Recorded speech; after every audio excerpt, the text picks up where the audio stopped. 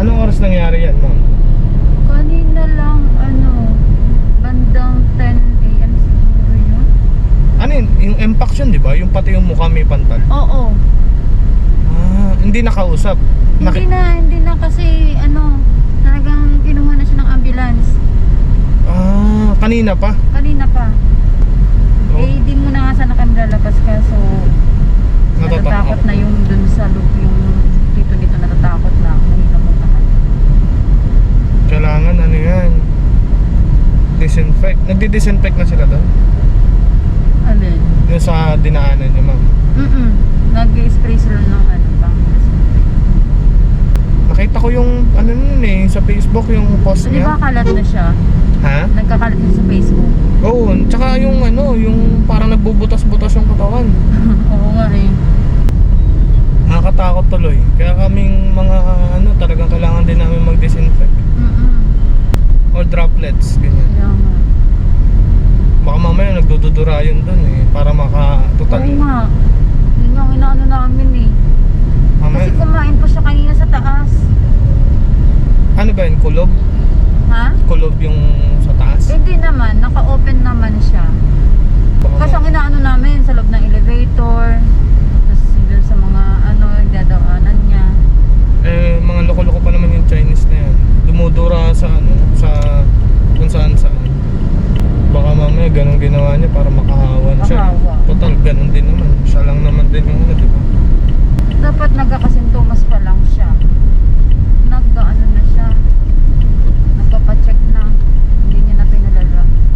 Baka natatakot din, ma'am. Kaya, Kasi malang-deport. Baby mo, paliguan mo agad ng safeguard. First case ata yan dito oo. Delikado kung nakahawa siya. Oo, kakalat yan. Kalat siya.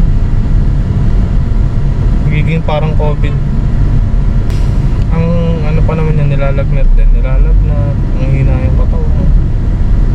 Sabi ng tita ko sa Hong Kong, delikado daw yun. Kasi nakakabutas ng katawan. Oo nga, nakita ko nga dun sa butas-butas yung katawan Sabi niya, umuwi na muna kayo sa apartment. Ano kayo dyan? Akala nga namin allergy lang. Kasi yung unang pantal niya, sa liig pa lang siya. Mapula-pula pa lang. Tapos, namin, lagi na siya naka-jacket. Sabi ko, ang lamig-lamig naman dito sa hotel. Bakit lagi naka-jacket? As in, kulog na kulog yung katawan niya. Ganun na yung niya, tapos lagi naka-bonnet. Pati sa mukha siguro. Pinakita ba yung picture sa inyo? Yung sa mukha niya, kanina lang siya. Kanina lang siya dumami yung pantal niya. Sa mukha, nauna sa katawan. Kawawa yung mga baby dyan. Yung karatig pa naman niya ng mga kwarto, halos puros may baby. Ako, hindi na taranta. Oo. Kaya yung mga may baby, umuwi na kanina. Yung may mga sanggol pa na maliit pa dito.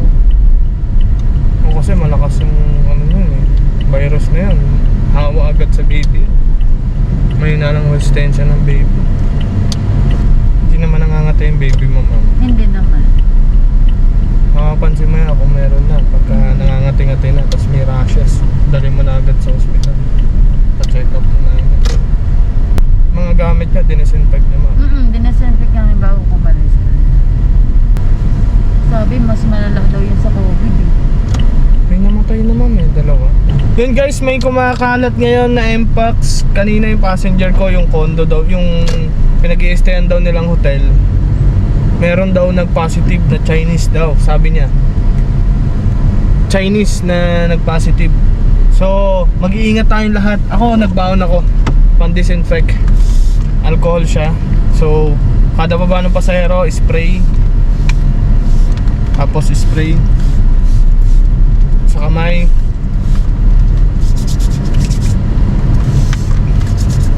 Aircon. Kasi umuwi tayo sa mga anak natin, sa pamilya natin, baka makahawa. Nakakatakot siya kasi mas malala daw. Ayan. So disinfect tayo. Okay, spray.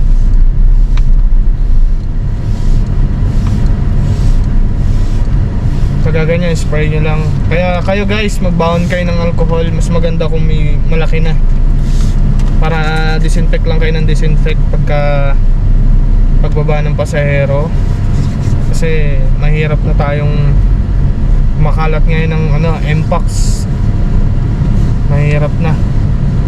So bacteria yan, namamatay naman sa alcohol yan. So yun lang guys, payo ko lang sa inyo guys ha, disinfect lagi every baba ng passenger. Ingat, ingat.